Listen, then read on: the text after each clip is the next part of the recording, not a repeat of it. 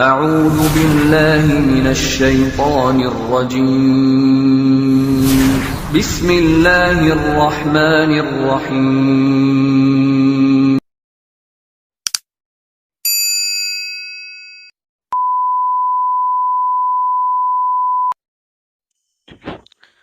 أعوذ بالله من الشيطان الرجيم بسم الله الرحمن الرحيم الحمد لله رب العالمين وبه نستعين على أمور الدنيا والدين والصلاة والسلام على أشرف الأنبياء والمرسلين سيدنا ومولانا محمد وعلى آله وصحبه ومن تبعه إلى يوم الدين.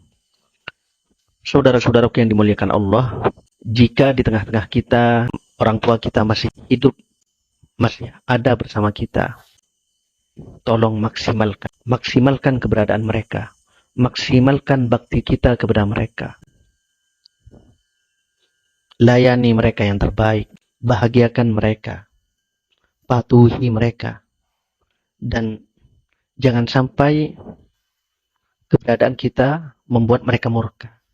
Tetapi usahakan selalu agar keberadaan kita membuat kedua orang tua kita bahagia. Karena ridho fi ridhol walidain. Keridhaan Allah itu berada dalam ridho kedua orang tua kita. Wa sukhtullah fi sukhtil walidain.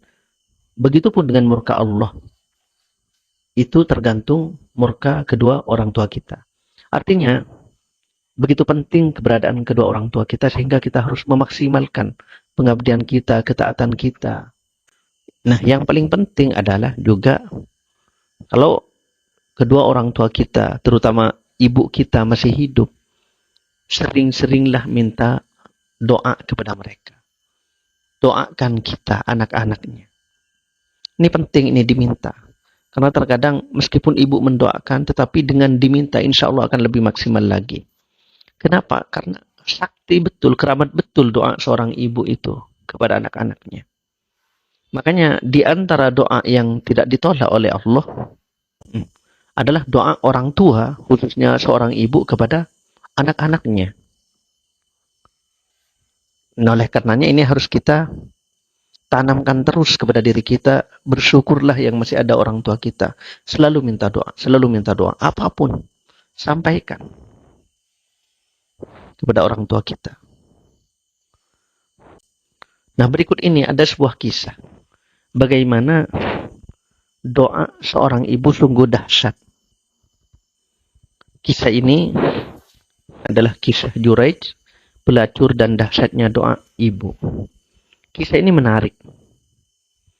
Karena ia mengisahkan tentang seorang anak yang ahli ibadah bisa punya masalah dengan seorang pelacur gara-gara doa seorang ibu.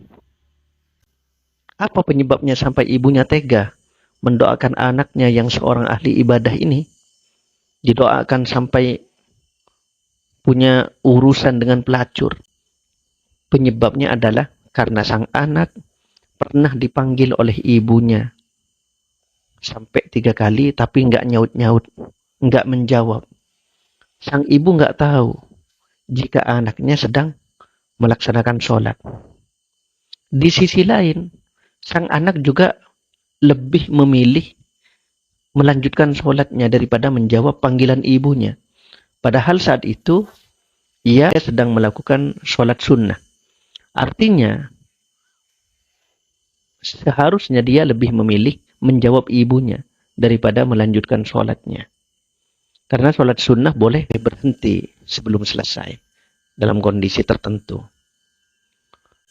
Nah, bagaimana kisahnya? Kisah ini dinukil dari sebuah hadis Nabi yang diriwayatkan oleh Imam Al-Bukhari dan Imam Muslim dari sahabat Abu Hurairah radhiyallahu an. Rasulullah sallallahu alaihi wasallam bersabda, "Ma takallama mauludun minan nas fi mahdin illa Isa bin Maryam sallallahu alaihi wasallam wa sahibu Juraij." Kata Nabi, tidak ada bayi yang dapat berbicara dalam buayan ibunya kecuali Nabi Allah Isa bin Maryam dan bayi di masa Juraij. Qila ya Nabi Allah, wa ma sahibu Juraij? Ada sahabat bertanya, "Wahai Nabi Allah, siapakah Juraij itu?" Maka Nabi menjawab, "Qala fa inna Juraijan kana rajulan rahiban fi sawma'atin lahu. Wa kana ra'iyu baqarin ba'wi ila asfali sawma'atihi. Wa kanat imra'atun min ahli al-qaryati takhtalifu ila ra'i." Kata Nabi, Juraij itu adalah seorang rahib yang berdiam diri di rumah peribadatannya. Artinya banyak ibadah ya. Tempat peribadatannya itu terletak di dataran tinggi atau gunung. Kemudian terdapat seorang pengembala yang mengembalakan sapinya di lereng gunung tempat peribadatannya itu. Dan suatu ketika ada seorang wanita dari satu desa menemui penggembala itu untuk berbuat mesum dengannya. Lalu kata Nabi, fa'atat ummuhu yawman faqalat, "Ya Juraij," wa huwa yusalli. Faqala fi nafsihi, "Wa huwa yusalli ummi wa salati." Fara'a ay yu'thira salatahu. Suatu ketika datanglah ibu Juraij dan memanggilnya ketika ia sedang melaksanakan sholat. "Wahai Juraij." Juraij lalu bertanya dalam hatinya, dia berpikir, apakah aku harus menjawab panggilan ibu atau meneruskan sholatku? Rupanya dia mengutamakan sholatnya. Tsumma sharahat bihi tsaniyah. Kemudian ibunya memanggilnya lagi yang kedua kalinya. Faqala fi nafsihi ummi wa sholati. Juraij kembali berkata dalam pikirannya, apa menjawab panggilan ibuku atau melanjutkan sholatku? Fara'a ayyu'thira sholatahu. Rupanya dia mengutamakan sholatnya. Tsumma sharahat bihi tsalitsata. Faqala ummi wa sholati. Fara'a ayyu'thira sholatahu falam yujibha. Kemudian ibunya memanggilnya lagi yang ketiga kalinya. Tapi Juraij masih berpikir, apakah aku harus menjawab panggilan ibuku atau melanjutkan sholatku? Setelah ia berpikir, ia kemudian menentukan keputusannya untuk tetap melanjutkan sholatnya. Sehingga ia tidak menjawab panggilan ibunya. Tapi apa yang terjadi? Qalat, ibunya langsung marah. Apa kata ibunya? La amatakallahu ya Juraij, hatta tanwura fi wajhil mumisati. Kata ibunya dalam kondisi sang ibu marah karena anaknya tak kunjung menjawab panggilannya. Apa kata ibunya? Dia mendoakan, semoga Allah tidak mewafatkanmu wahai Juraij sampai wajahmu dipertontonkan di depan para pelacur. Tsumman sorofat. Kemudian ibunya pergi meninggalkannya. Masih dalam hadis ini, fa'utiyal maliku bitilkal mar'ati waladat. Faqala mimman qalat min Juraij. Wanita yang tadi berbuat mesum dengan penggembala di dekat tempat peribadatan Juraij itu tiba-tiba dibawa menghadap raja dalam keadaan ia telah melahirkan seorang anak. Raja itu bertanya pada wanita tersebut, hasil dari hubungan dengan siapa anak ini? Wanita itu mengatakan min Juraij, dari Juraij. Kemudian raja itu bertanya lagi, aswahibus sawma'ah, apakah Juraij yang punya tempat peribadatan itu? Qalat na'am. Kata perempuan itu iya. Gara-gara jawaban itu, sang raja tidak melakukan klarifikasi, tidak tabayyun terlebih dahulu.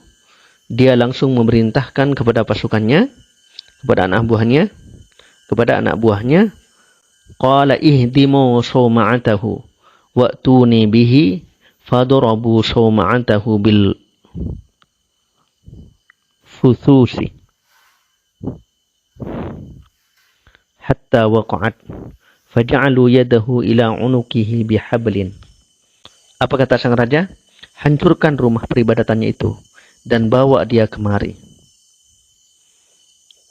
Maka orang-orang lalu menghancurkan tempat peribadatannya dengan kapak dan mengikatkan tangannya di lehernya dengan tali, lalu membawanya menghadap raja.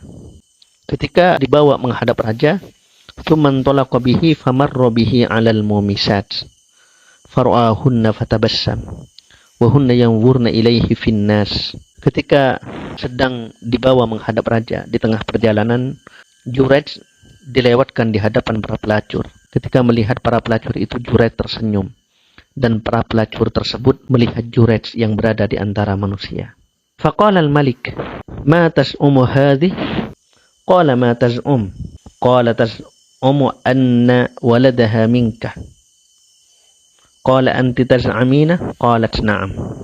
Ketika sudah di hadapan raja, sang raja bertanya kepada Jurayj, siapa ini menurutmu? Jurayj balik bertanya, siapa yang engkau maksud? Raja menjawab, wanita ini berkata bahwa anaknya adalah hasil hubungan denganmu. Jurayj lalu menanyakan kepada wanita tersebut, apakah engkau telah mengatakan begitu? Sang pelacur itu, perempuan yang ternyata pelacur itu berkata, benar, jawab wanita itu. Mendengar pengakuan wanita yang dia tidak kenali dengan mengakui bahwa anak yang dilahirkannya adalah hasil hubungan gelapnya dengan Jurayj, lalu Jurayj menanyakan bayi yang dilahirkannya. Apa kata Jurayj? Qala aina hadha as-saghir? Qala hadha fi hujriha.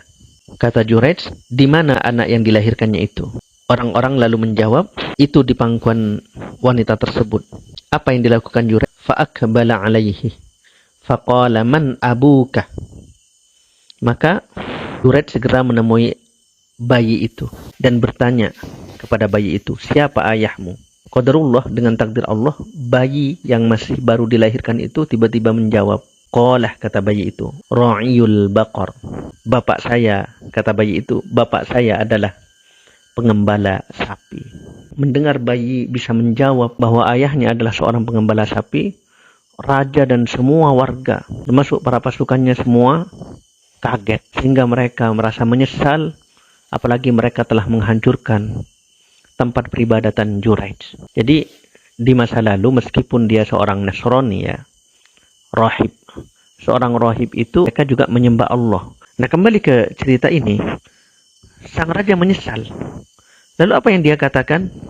Dia lalu meminta maaf kepada Jurayj dan dia menawarkan kepada Jurayj, qala al-maliku anaj'alu sawma'ataka min dhahab, katanya. Raja berkata, apakah perlu kami bangun kembali rumah ibadahmu dengan bahan dari emas, katanya. Apa kata Jurayj? La, tidak. Raja kembali bertanya, qala min fiddah, kalau dari perak bagaimana? Akan kita bangun tempat peribadatan kamu dari perak. Apa kata Jurayj? Qala la. Qala fama naj'aluha.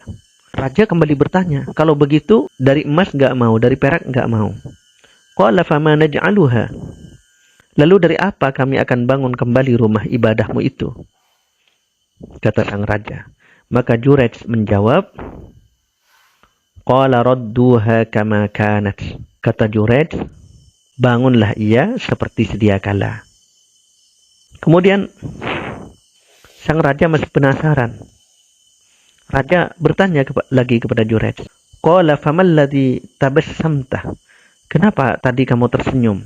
Jurayj menjawab, qala amran araftuhu adrakatni da'watu ummi thumma akhbarahum. Mengapa engkau tersenyum? Jurayj menjawab, karena suatu perkara yang telah aku ketahui, yaitu terkabulnya doa ibuku terhadap diriku. Thumma akhbarahum. Kemudian Jurayj pun memberitahukan hal itu kepada mereka. Inilah kisah nyata yang luar biasa, ya, saudara-saudaraku sekalian. Doa dahsyatnya seorang ibu. Oleh karenanya, ini menjadi ibrah bagi kita semua, agar kita benar-benar memperhatikan doa seorang ibu, doa orang tua kita, khususnya ibu kita. Jangan sampai mereka mendoakan yang tidak baik untuk anak-anaknya. Karena doa seorang ibu termasuk doa yang istijabah.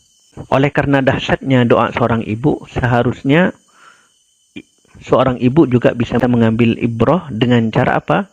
Dengan cara selalu mendoakan anak-anaknya yang terbaik. Jangan sampai ibu berkata yang tidak baik kepada anaknya. Meskipun perkataan itu misalnya tidak berupa doa, hanya perkataan biasa, tetapi bisa menjadi doa. Misalnya, tolol lu misalnya. Kan sekarang lagi biasa ya kalau di masyarakat perkotaan, sebentar-sebentar anaknya dikatain begitu. Bodoh lu misalnya. Nah itu bisa jadi sang anak akan bodoh beneran kalau kayak gitu. Apalagi yang mengatakan ini ibunya atau ayahnya, orang tuanya. Karena jaga perkataan itu agar anak tidak menjadi terbelenggu gara-gara perkataan orang tuanya sendiri. Sudah, kalau memang anak kita bandel, katakan yang baik-baik. Hei, misalnya, orang pintar kok bisa bandel sih misalnya. Terus ucapkan yang baik-baik. Insya Allah nanti akan sesuai dengan yang sering kita ucapkan kepada anak-anak kita. Sementara dari Jurejd bisa kita ambil hikmah bahwa dalam sholat sunnah kita diperbolehkan untuk membatalkan sholat kita. Nah, sementara dalam sholat wajib kita tidak boleh membatalkan sholat kita. Apalagi setelah takbiratul ihram ya. Makanya disebut takbiratul ihram karena ihram. Ada keharaman setelah bertakbir itu. Keharaman apa? Keharaman dari melakukan sesuatu yang bisa membatalkan sholat. Jadi kalau sudah takbir pertama itu, sudah takbiratul ihram, ya sudah haram dia melakukan sesuatu yang bisa membatalkan sholat. Artinya juga tidak boleh membatalkan. Nah, lalu gimana kalau ada panggilan darurat seperti tadi misalnya? Dalam sholat wajib ada isyarah. Kita bisa memberikan isyarah misalnya. Misalnya dengan menyaringkan bacaan. Kalau perempuan bisa bertepuk tangan misalnya. Hal-hal begini juga penting kita ketahui. Agar kita dapat memahami tentang perbedaan antara sholat wajib dan sholat sunnah. Termasuk ketika dalam kondisi darurat. Ketika ada dalam keadaan darurat. Nah, barangkali ini semoga kisah ini bermanfaat. Hadanallahu wa iyyakum. Wallahu a'lam bishawab. Assalamualaikum warahmatullahi wabarakatuh. Thanks for watching. Dukung terus channel ini dengan menekan tombol subscribe, like, and share. Bagi Anda yang mendukung, kami doakan semoga Anda senantiasa mendapatkan nikmat dari Allah Subhanahu wa Ta'ala di dunia dan akhirat. Amin, amin, amin, ya Rabbal Alamin.